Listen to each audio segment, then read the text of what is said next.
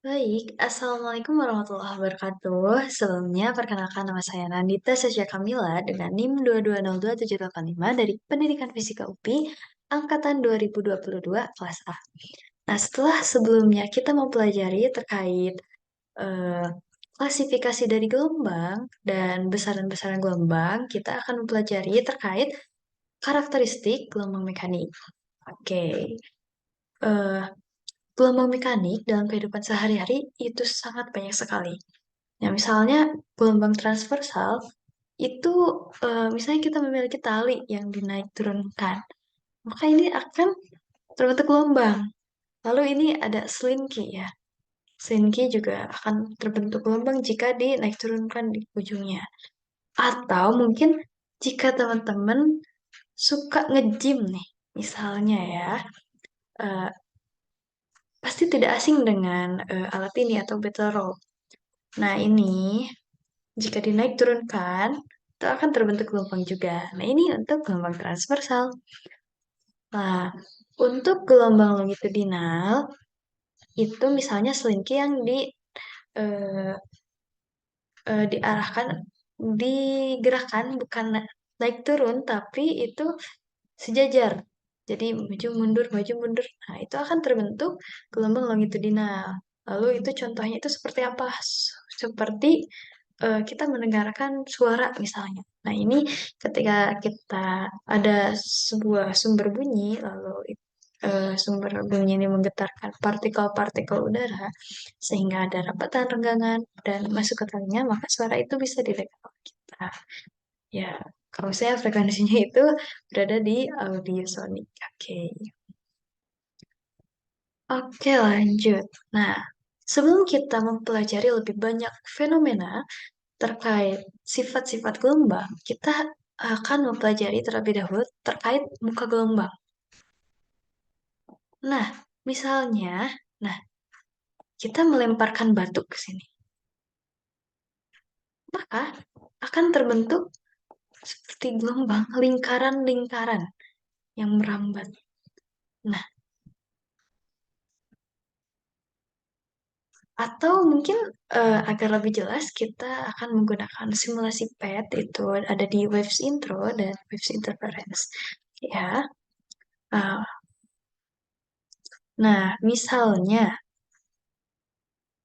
kita, hmm, nah kalau misalnya kita meneteskan air dan kita melihat dari atas, maka akan terbentuk, nah seperti tadi akan terbentuk lingkaran-lingkaran seperti tadi ya.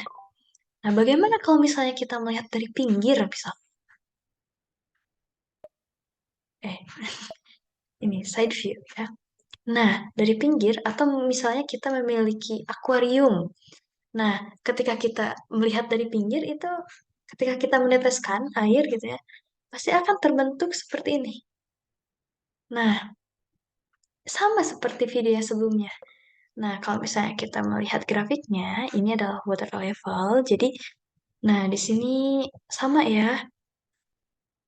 Ini ketika ada di puncak, ini ketika ada di lembah. Nah, kalau misalnya kita melihat dari atas, nah ternyata yang berbentuk, yang berwarna hitam ini, itu yang kedalamannya, eh, ya ketika posisinya itu berada di lembah, ya yang dalam.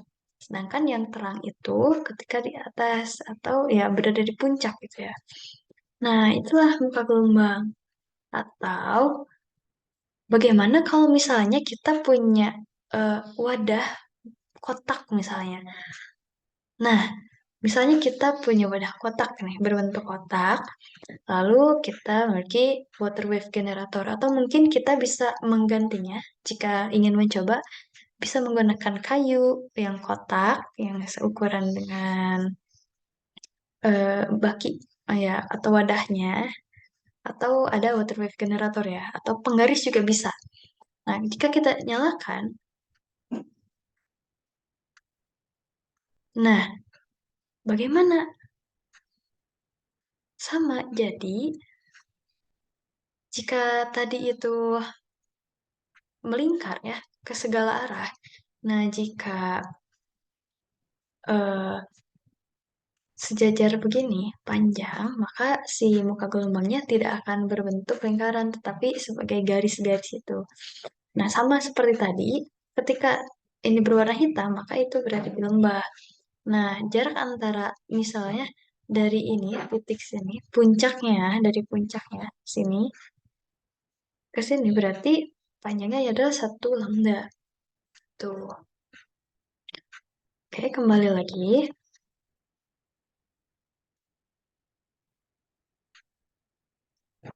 Nah, jadi muka gelombang itu apa?